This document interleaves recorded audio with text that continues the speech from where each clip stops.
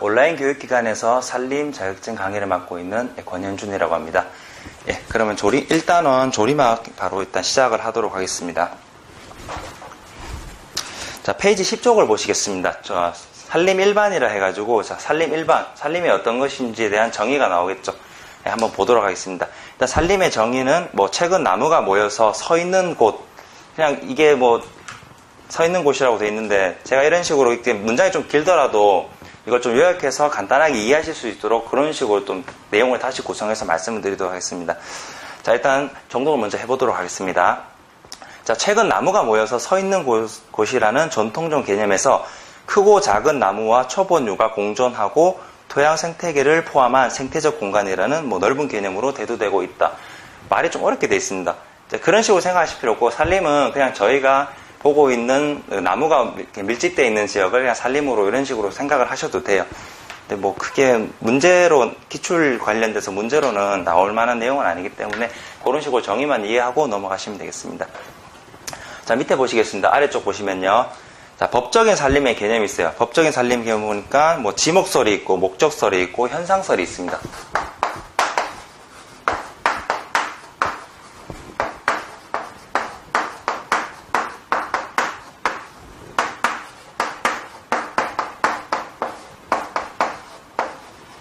그렇게 자주 나오는 개념은 아니지만요. 이게 만약에 문제로 낸다 하면은 법적인 개념이 아닌 것은 해가지고 갑자기 뜬금없이 이렇게 하나를 내놓고 고르라고 할 수도 있는데, 자, 지목설을 먼저 보면요. 정보기관에서 보존하고 있는 토지 대장에 지목되어 있는 그런 산림으로 규정을 하고 있다라고 정의가 되어 있어요. 그러면은 정부 토지 대장에 뭔가 이런 식으로 어떻게 산림이라고 규정이 되어 있는, 지목이 되어 있는 부분에 대해서 산림이라고 규정을 하는구나. 그런 거를 지목설이라고 하고요. 자, 목적설을 보겠습니다. 목적설. 그냥 말만 딱 보셨을 때, 이게 어떤 목적을 가지고 있는 건가? 라고 생각하실 수 있겠죠. 자, 토지가 산림으로 경영될 목적으로 존재하는 것이라면, 그러면 이 토지가 있어요. 이렇게 고도가 높은 언덕이 있어요. 근데 이게 산림으로 하겠다라고 정의가 된 경우면은, 이거를 산림으로 규정을 하는구나. 그런 거를 보고 목적설이라 하겠고요. 자, 현상설이 있습니다. 현 상황에 대한 그런 설명인가? 라고 일단 인식하실 수 있겠는데요. 자, 현재 인목이 서 있는 곳을 정의하는 것이라고 되어 있습니다. 자, 우리가 항상 받아들이고 긍정하고 있는 것. 그러니까 내가 봤을 때 이거는 산림이다. 라고 있는 그대로 받아들이는 그런 걸 말하는 거예요. 그래서 그냥 한마디로 하면은 수목이 집단적으로 생육하고 있는 토지를 이제 산림으로 규정한다. 그런 걸 보고 현상설이라고 하겠습니다. 지금 초반에는 그렇게 어려운 게 없네요. 그리고 밑에 보시면은 이제 산림 자원의 조성 및 관리에 관한 법률의 정의가 있는데요. 최근에는 가끔씩 그 법률에 대해서, 그러니까 저희가 근데 법률에서 매당 몇 조에서 어렵게 들어가는 게 아니라 저희가 충분히 이 법률에서 모르더라도 이거 읽었을 때 인지할 수 있는 그런 간단한 내용으로 나와요. 저거는 산림이다. 여기는 도시이다. 산림과 도시의 경계는 어떤 식으로 되어 있다. 이런 식으로 저희가 좀 이해할 수 있도록 좀 쉽게 나오는 편이기 때문에, 그럼 그 밑에 잠깐만 한번 보도록 하겠습니다. 그 중간 내용 넘어가서 1번 보시면요. 자, 집단적으로 생육하고 있는 죽과 그 토지. 그러니까 집단적으로 있어요. 근데 이 나무가 크고 있거나 아니면 죽이라면 이제 대나무 죽자 말하겠죠. 그 대나무 숲이 있다든지 그런 토지를 보고 산림이라고 한다. 이런 식으로 저희가 충분히 이해할 수 있는 내용에 대해서만 나오고 있기 때문에 그렇게 걱정은 안 하셔도 될 것 같습니다. 네, 그럼 다음 장 페이지 11쪽에서 이제 오른쪽 보시면요. 자, FAO의 정의라고 되어 있어요. FAO 통계 등에서는 FAO가 그럼 어떤 기관이라고 알 수 있겠는데, FAO는 그 국제연합 식량 농업 기구라고 있습니다. 이제 거기가 UN 기구로 되어 있거든요. UN인데 아마 제가 알기로는 45년도쯤에 설립이 됐어요. 그 UN 기구에서는 산림이나 농업이나 그쪽 관련된 통계를 낸다든지 조사를 하는 그런 기관으로 되어 있습니다. 네, 일단 간단하게 그렇게 말씀을 드리고요. 자, 보겠습니다. FAO 통계 등에서는 자, 폐쇄림, 소림을 합하여 산림이라고 칭한다. 폐쇄림이면은 뭔가 닫혀있다는 느낌이죠. 소림이면은 작은 산림인가? 이런 식으로 근데 한자를 보셨을 때는 요게 소림은 좀 열려있는 나무를 말하는 건가? 이런 식으로 일단 이해를 하시면 되겠는데, 자, 보겠습니다. 자, 폐쇄림은 수간 밀도가 지표의 20% 이상으로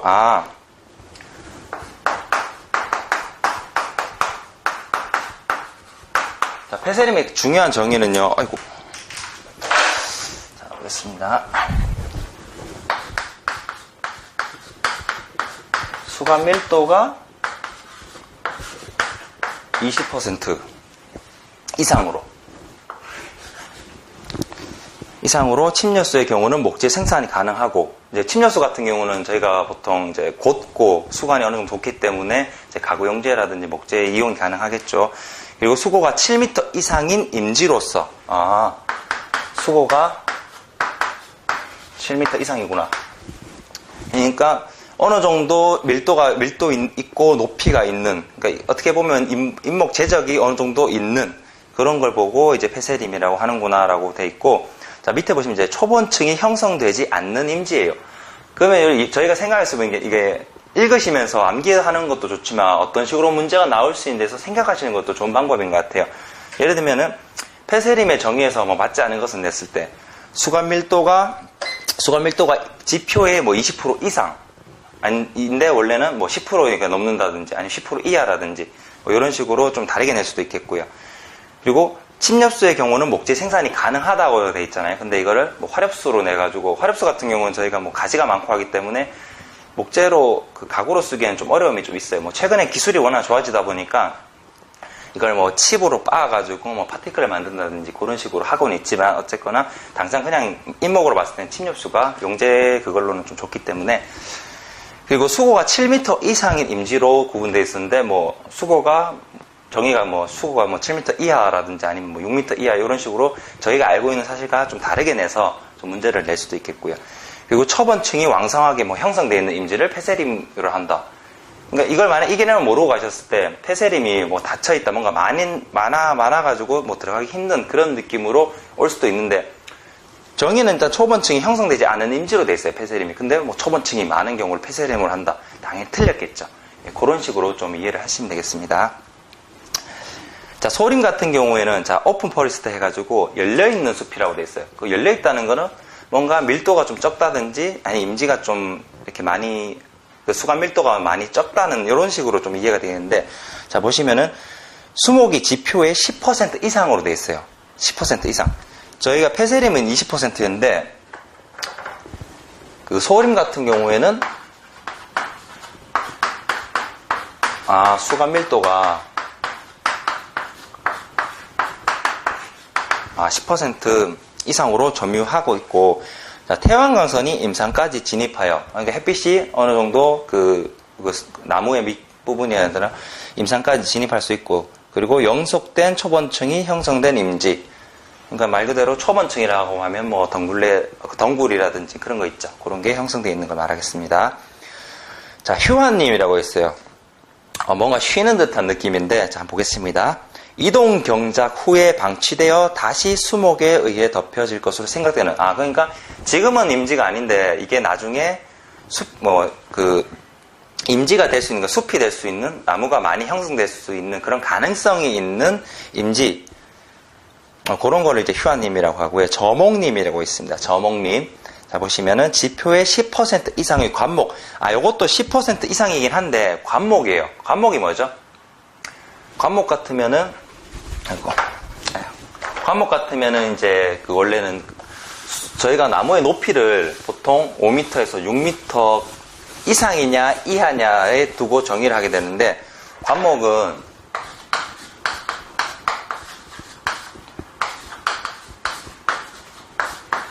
5에서 6m 이하, 그러니까 작은 나무로 보시면 돼요.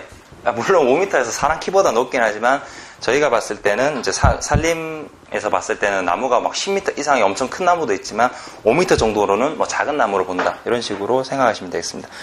그리고 보시면 이제 덮여 있고, 자, 수목의 높이는 성목이 되어서 이제 다 자라서도 7m 정도밖에 안 되는 임지, 뭐 이런 거를 저목림, 한자로 보셔도 낮을 젖자 돼 있죠. 그러니까 말 그대로 낮은 나무가 모여 있는 숲이라고 생각을 하시면 되겠습니다.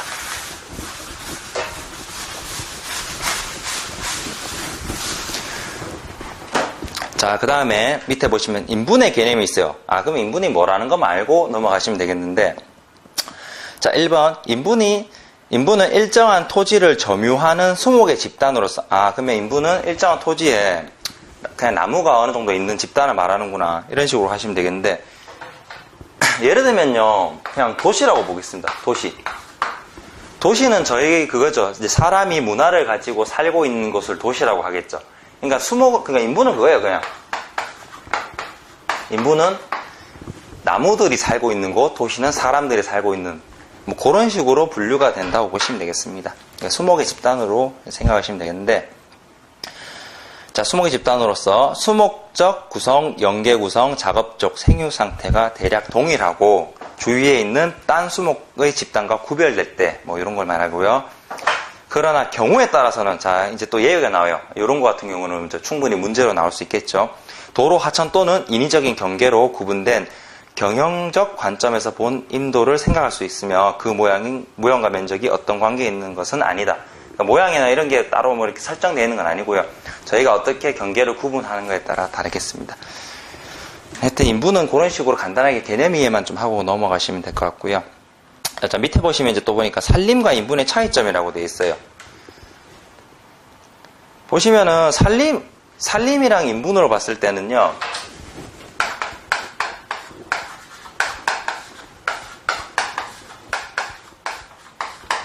개념적으로 봤을 때는 산림이 좀 더 큰 개념이라고 보시면 돼요.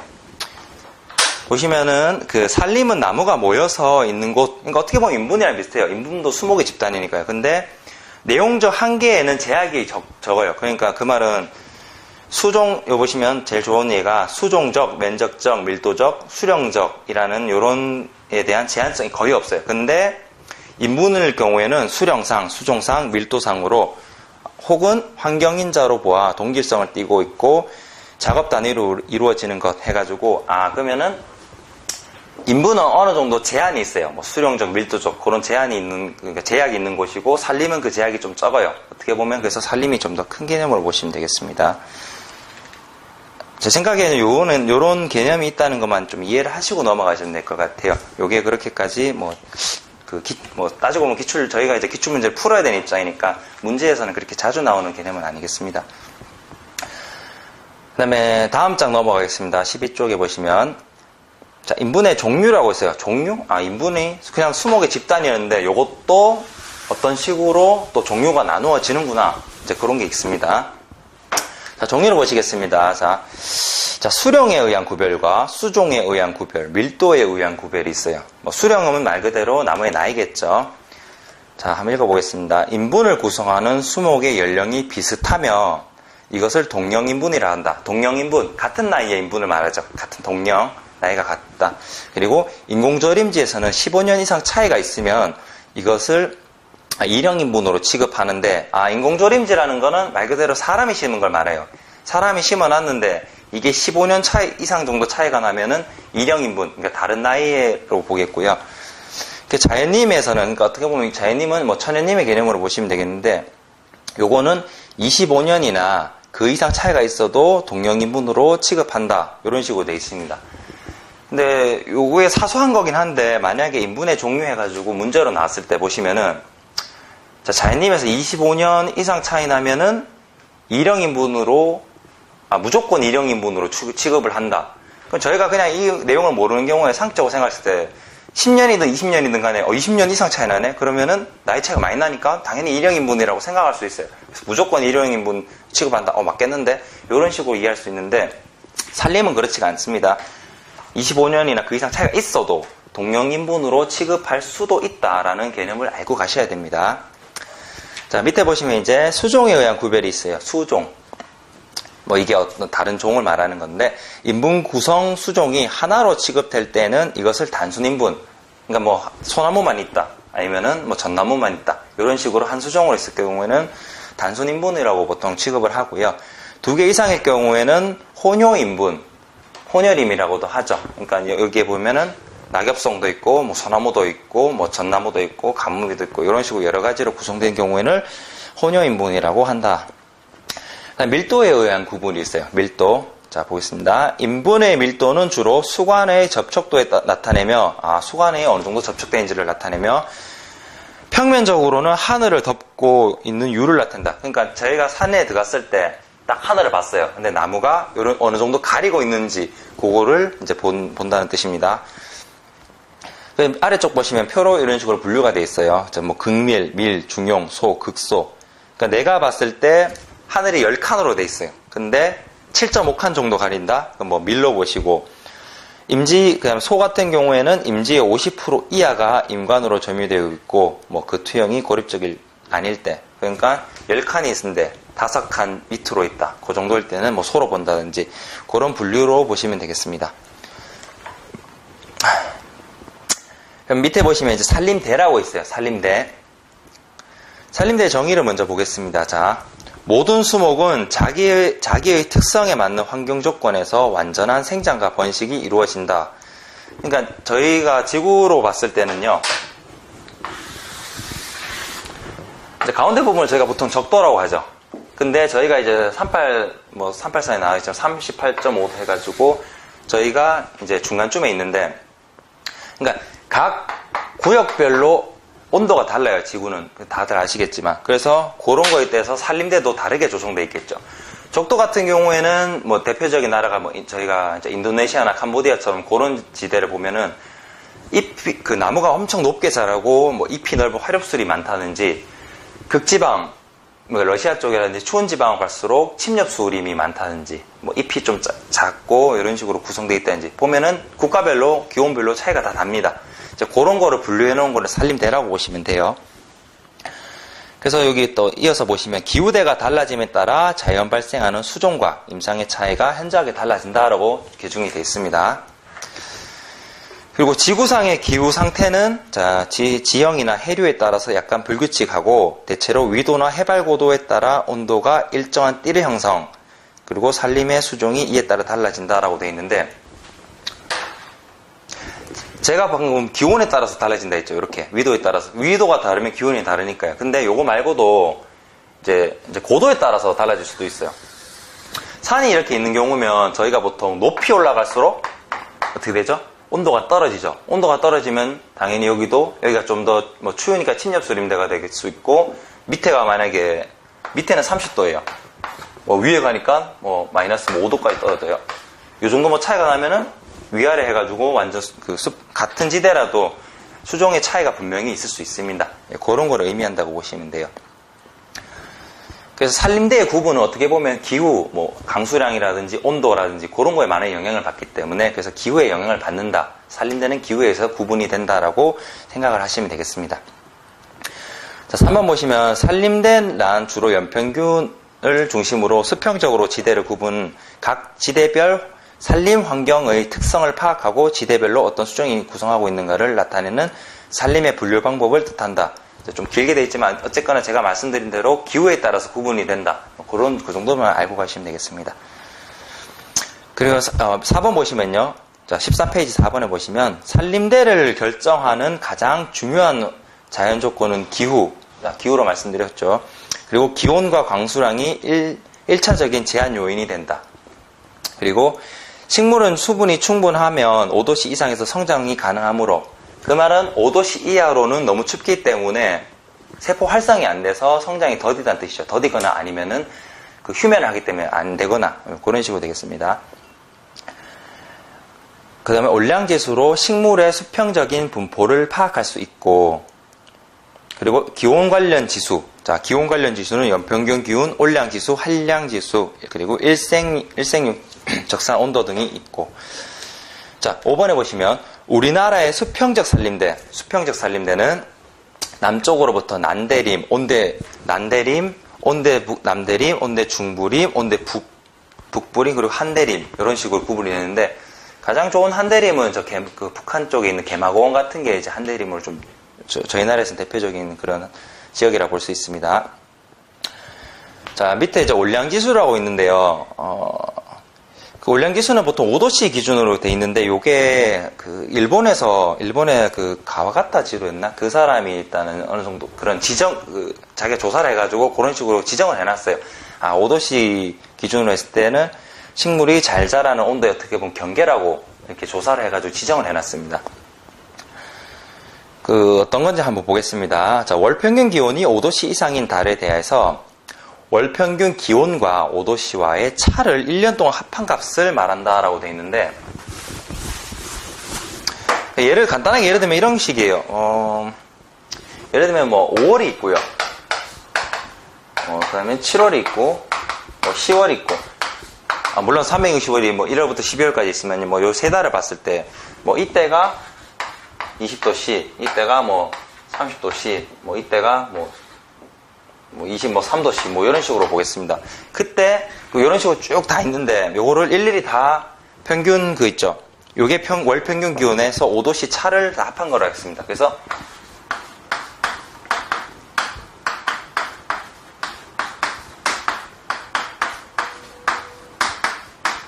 요런 식으로 다른 달도 있으면 다른 달도 쭉 해가지고 합해보니까 값이 뭐 얼마가 나왔다. 예를 들면 지금 뭐 180이 나왔다 치겠습니다. 자, 열대림 혹은 아열대림 같은 경우는 올량지수 180 이상으로 기준을 하고 있어요. 그러니까 월마다 월 평균 기온이 얼마가 있었는데 각각의 5도씨를 빼주고서 합산해보니까 얼마가 최종 값이 나오죠. 그랬을 경우에는 올량지수가 180 이상인 경우는 열대림으로 정의를 하고요. 난대림은 올량지수 110, 온대 북부림은 85에서 55, 냉대림은 15에서 55, 한대림은 0에서 15 이런 식으로 값이 정의가 되어 있습니다. 그러니까 그거를 문제가 만약에 각 표 같은 걸 내서 각 달의 평균 기온을 내놓고 올량지수를 파악하라든지 아니면 여기가 어떤 지대인지 온대림인지 한대림인지 그런 식으로 찾으라는 문제가 충분히 나올 수 있겠죠. 그래서 한량지수 밑에 보시면 한량지수는 월 평균 기온이 5도씨 이하인 달에 대해서 5도씨를 감안 수치를 1년 동안 합한 값. 이거는 개념은 똑같고요. 이게 좀 기준이 좀 다르다고 보면 되겠죠. 그러니까 월 평균 기온이 5도씨 이상인 거를 올량지수, 5도씨 이하인 달을 한량지수, 그리고 일생육적 산 온도라 해서 1평균 기온이 5도씨 이상인 달에 대하여 5도씨를 감안 수치를 1년 동안 합한 값이다. 이런 식으로 되어 있습니다. 그래서 기준은 항상 5도씨로 기억을 하고 계시면 되겠고요. 그래서 표에서 나온 걸 보고 이게 5도씨 이상인지 5도씨 이하인지를 파악한 다음에 각각 5도씨를 감해준 다음에 총합을 해서 나온 값을 보고 지수를 정하시면 되겠습니다. 다음 아래쪽에 보시겠습니다. 아래쪽에 보시면요. 자, 수평적 산림대가 있습니다. 수평적 산림대는 산림대를 위도와 올량지수에 따라 열대림, 난대림, 온대림, 냉대림, 한대림으로 수평적으로 구분한다라고 되어 있고요. 자, 다음 페이지 넘어가면은 열대림, 적도를 중심으로 그러니까 거의 그냥 좀 덥다 싶으면 열대림을 보시면 되겠죠. 딱 다녀보면 아시니까요. 자, 열대지역으로 연평균 기온이 20도 이상, 낮의 길이가 매일 평균 12시간 이상인 12시간 정도이고, 식생의 구성은 사바나 42, 열대우림 30, 낙엽, 화렵수림 15, 사막 13% 이런 식으로 구분이 되어 있고, 수종은 다양하다 이런 식으로 설명이 있습니다. 요 밑에 표가 이렇게 나와 있는데요. 표를 그래도 어느 정도 좀 정리를 하셔야 됩니다. 그러니까 좀 암기를 하셔야 되는 게, 어떤 문제를 낼 때요, 특징을 내놓고 이게 어느 대림인지 그런 식으로 내는 문제가 좀 자주 나왔거든요. 아니면은 열대림에 맞는 특정 수종이 있으면은 그 수종을 고르시오. 아니면은 열대림인데 날 수 없는 수종을 고르시오. 이런 식으로 문제가 나오기 때문에 어느 정도 암기를 좀 하셔야 됩니다.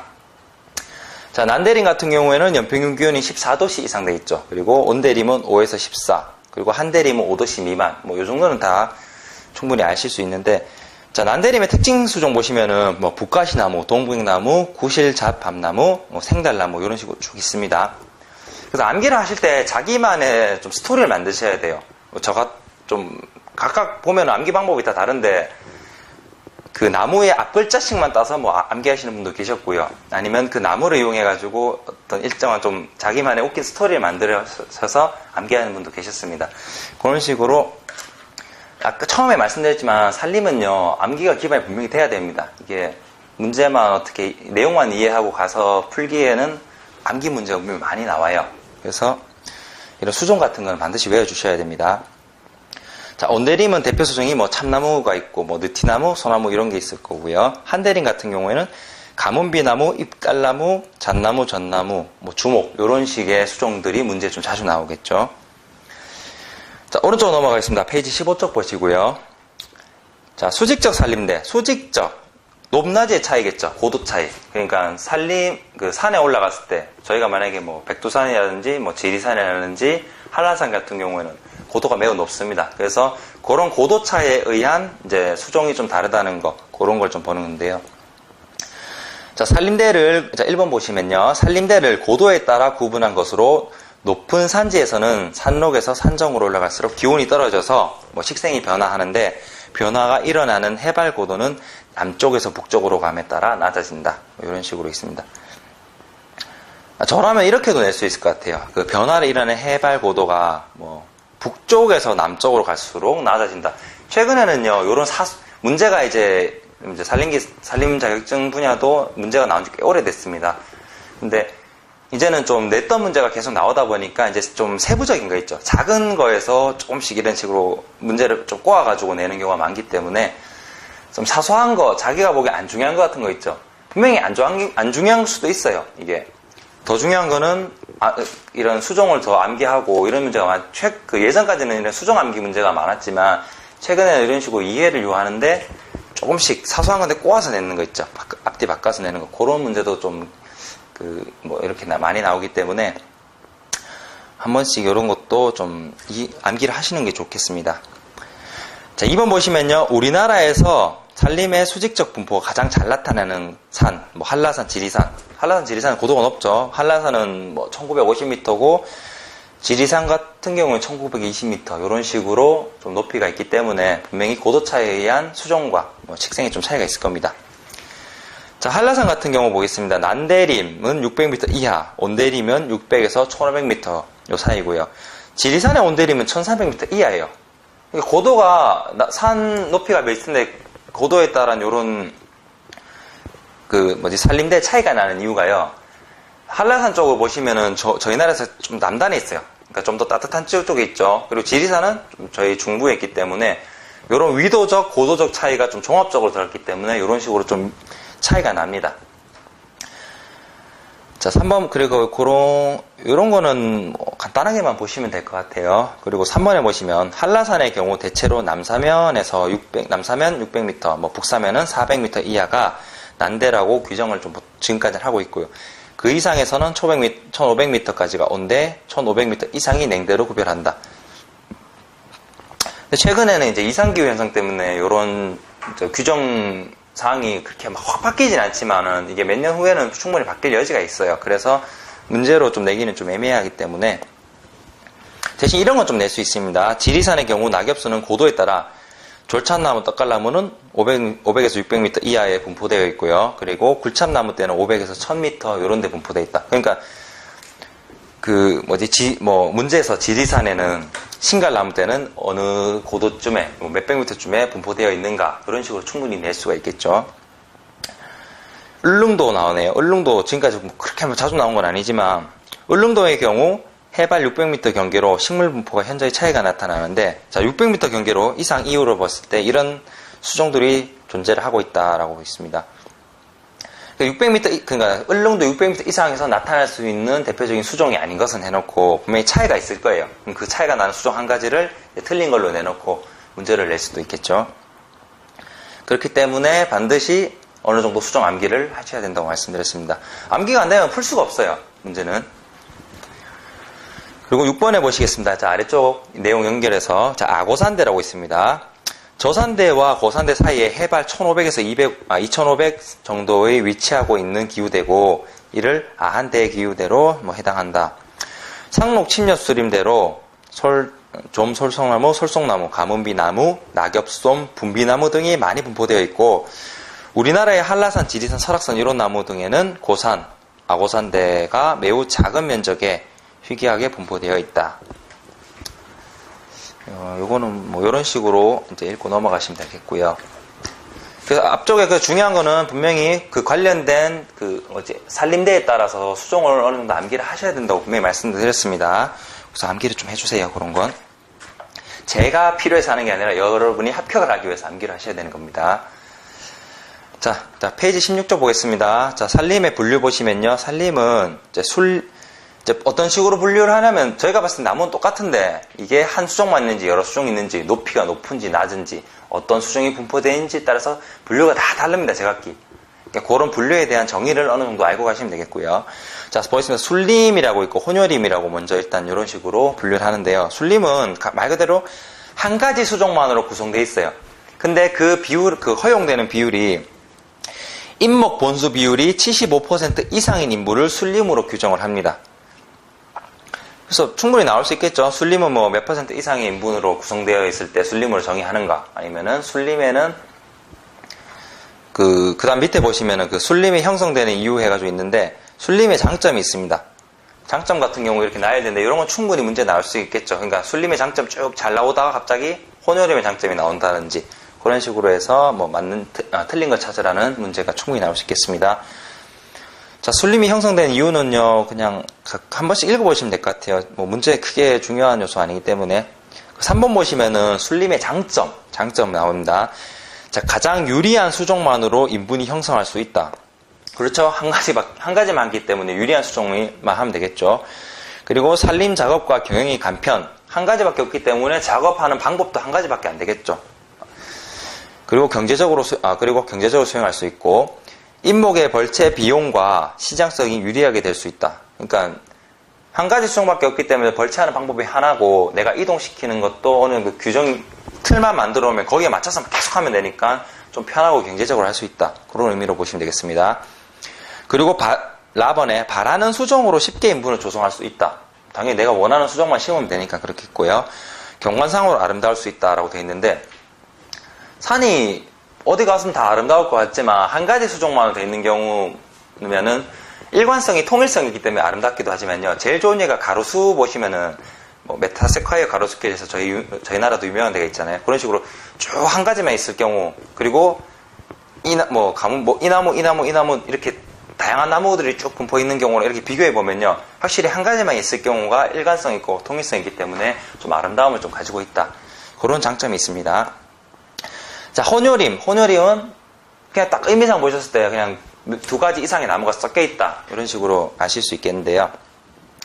자, 혼혈임에서 수종을 고르게 섞여 있는 경우를 단목혼혈이라고 하고요. 무더기로 섞여 있는 경우는 군상, 무리군자에서 군상혼혈이라고 되어 있고, 줄로 섞여 있는 경우는 열상혼혈이라고 되어 있습니다.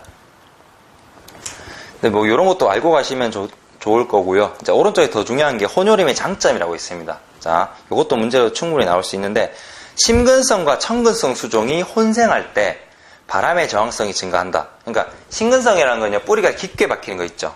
그리고 청근성이라고 하면은 뿌리가 좀 옅고 넓게 박힌다는 개념으로 이해하시면 되는데, 이렇게 다양한, 그러니까 심근성과 청근성이 같이 있으면 서로를 좀 잡아줄 수 있어요. 토지를 좀 잡아줄 수 있기 때문에 바람에 대한 저항성이 증가하고, 토양 단면 공간 이용이 효과적이다. 그러니까 청근성만 만약에 쭉 있게 되면요, 그 윗부분만 너무 밀집되니까 복잡하잖아요. 하지만 심근성도 있고 청근성도 있고, 뭐 청근성, 심근성 이런 식으로 하면은 어떤 수종은 저 밑에 있는 양분을 쓰면서 공간을 그쪽을 차지하고, 청근성 같은 경우는 위쪽에 있는 양분을 먹으면서 이 공간을 차지하다 보니까 지력으로나 아니면 공간적 효율로 봤을 때 효과적이다. 예, 그런 식으로 이해를 해주시면 되겠습니다. 자, 그 다음 밑에 보시면은 유기물의 분해가 빨라져 무기 양분의 순환이 더 잘 된다. 자, 일단 분해가 빠르면은 양분의 순환이 잘 되는 건 맞는데, 유기물의 분해가 빠른 이유는요, 그 수종이 다양하면은 그에 맞는 미생물이나 효소의 종류가 다양해집니다. 그러다 보니까 당연히 분해하는 속도도 빨라지겠죠. 그 다음에 수관에 의한 그 공간의 이용이 효과적이다. 다음에 혼혈임 내의 기후 상태는 변화의 폭이 좁아진다. 각종 피해 인자에 대한 저항력이 증가한다. 그러니까 항상 이렇게 생각하시면 돼요. 한 수종보단 여러 수종일수록 거기에 대한 저항력이 있는 미생물이라든지 본인이 가지고 있는 저항성이 많이 증가된다고 보시면 되겠고요. 동령 혼혈임, 나이가 같은 혼혈임의 조성 시 고려사항. 가능한 한 음수와 양수를 혼혈시킨다. 양수는요, 그 음수는 음지대 쪽에 햇빛이 좀 덜 받아서 잘 자라는 나무를 말하고요. 양수 같은 경우에는 이제 뱃양자라 해가지고 볕을 좀 잘 받아야 클 수 있는 그런 나무를 생각하시면 되겠습니다. 절대 이 용어 같은 걸 보실 때 어렵게 생각하지 마시고요. 너무 어려운 정의에 대해서 그걸 그대로 외우려고 하기보다는 자기 스타일에 맞춰서 좀 쉽게 외우려고 하세요. 그게 좀 더 암기를 좀 잘할 수 있는 방법인 것 같습니다. 그다음에 밑에 보시면은 수종의 혼요가 지력의 소모시키는 경우가 적어야 한다. 지력을 소모시키는 경우가 적어야 된다. 지력이라는 건요, 인분을 자라게 하는 힘으로 보시면 되겠어요. 지력. 땅에 있는 힘인데, 뭐 미생물이나 양분 등이 어느 정도 있는지, 그런 걸로 통해서 인분이 잘 자라게 할 수 있는지 없는지에 대한 힘으로 보시면 되겠고요. 그 다음에 생장 속도와 반응이 비슷해야 한다. 생장 속도가 어느 정도 비슷해야지, 너무 아니면 경쟁이 되다 보면은 이게 어떤 나무 잘 자라보면 이 나무가 양분을 충분히 먹지 못한다든지 볕을 못 받아서 고사할 수도 있거든요. 그래서 잘 자라게 하기 위해서는 뭐 어느 정도 그런 성장 속도라든지 아니면 반응이 비슷해야겠고요. 자, 라번에 보시면 내음성이 비슷할 경우 생장이 느린 수종을 먼저 심는다라고 되어 있고요. 그다음 비슷한 윤벌기 내에 성숙하는 것이 바람직하다. 그리고 단목 혼요는 기술적, 경제적으로 어려우므로 열상 또는 군상 혼요가 바람직하다. 단목 혼요가 어려운 걸 그냥 이렇게 생각하셔도 될 것 같아요. 단목 혼요가 왜 어렵지 생각하시는 게, 심을 때 이 나무 심고 저 나무 심고 이 나무 심고 저 나무 심고 하려면은 나무를 전체적으로 다 들고 다녀야 되잖아요. 그런 것보다는 보시면은 군상 혼요나 열상 같은 경우는 한 줄로 쭉 심거나 무리를 지어서 뭉탱이로 팍팍 심거나 이런 게 좀 더 들고 다니기 수월하기 때문에 그렇습니다. 4번에 보시면 간벌 작업을 통해서 혼요의 비율을 바람직한 상태로 조정한다. 그러니까 내가 봤을 때는 이게 좀 못 자랐어요. 그러니까 다른 나무가 자라는데 방해가 될 것 같아요. 뭐 그런 식일 때 간벌을 해서, 아니면 너무 한 수종이 너무 많이 있다, 분포가 많이 돼 있다, 그럴 때 잘라가지고 혼요의 비율을 바람직하게 하고 임상을 좋게 한다. 뭐 이런 식으로 이해를 해주시면 되겠습니다. 그 다음에 동령님과 이령님이 있는데요. 동령님 같으면은 그냥 나이가 같은 나무라고 보시면 되는데, 수령의 범위가 평균 임령이 20% 이내인 것을 동령님으로 볼 수 있다. 이런 식으로 이해를 하시면 되겠습니다. 그러니까 문제를 낸다 하면요, 진짜 사소한 문제를 냈대요. 몇 퍼센트 이내일 때 임령이 몇 퍼센트 이내일 때 동령님으로 취급을 할 수 있는가? 10%, 20%, 30%, 40% 이런 식으로 냈을 때, 뭐 20% 이내일 때 동령님으로 볼 수 있다. 네, 이런 식으로 보면 되겠고요. 동령님의 장점 같은 경우, 장점도 뭐 앞쪽에 뭐 순림이나 혼요림의 장단점에 대해서 뭐 옳고 그른 걸 낼 수 있듯이 동령님, 이령님도 이런 식으로 낼 수가 있겠습니다. 간단하게 읽고 한번 넘어가 볼게요. 자, 동령님의 장점에 보면은 조림 및 육림 작업, 축척, 조사, 수확 등이 이령님에 비해 간편하다. 그리고 일반적으로 단위 면적당 많은 목재를 생산할 수 있다. 같은 나무끼리 심어놨으니까요. 그리고 생산되는 원목의 질이 우량하여 규격이 고르다. 이런 식으로 되어 있습니다. 자, 또 한 페이지 넘어가서요, 이령님 보겠습니다. 이령님 같은 경우에는요, 말 그대로 그냥 나이가 다양한 계층의 나무라고 보시면 되겠어요. 자, 1번은 그런 식으로 넘어가시면 되겠고, 요로 중간에 보시면은요, 분포해가지고 표가 있는데, 표로 보시면은 동령님은요, 이런 식으로 이게 본수랑 그리고 흉고직경이 있습니다.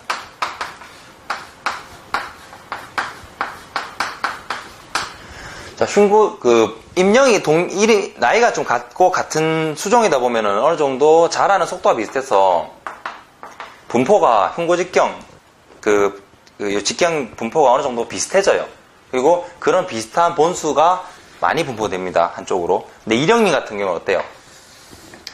흉고직경이 커질수록 본수가 작아지겠죠. 왜냐하면 살아남고 병충해를 견디고 근데 살아남은 나무가 끝까지 가다 보니까 결국 흉고직경이 커지면 커질수록 임령이 많은 건데, 그런 본수는 점점 적어지겠죠. 이런 식의 표를 내놓고 좀 구분하라는 문제가 충분히, 그런 문제도 나올 수가 있습니다. 그리고 이령님의 장점 해가지고 이제 동령님이랑 비교시켜서 이제 이령님의 장점이 어떤 것이 있는지에 대해서 그런 식으로도 문제가 나올 수가 있겠습니다. 자, 지속적인 수입이 가능하여 소규모 임업 경영을 할 수 있고, 주기적 벌채 시 가치가 없는 개체목을 제거할 수 있다. 그러니까 내가 봤을 때 자를 때마다 나이가 다 다르기 때문에 살려둘 필요가 없는 거예요. 이런 거 필요 없다 싶을 때는 이제 잘라서 다른 나무의 성장을 돕거나, 요건 또 요거대로 어떻게 수입 목재로서 뭐 이런 간벌을 할 수 있다. 이런 식으로 보시면 되겠고요.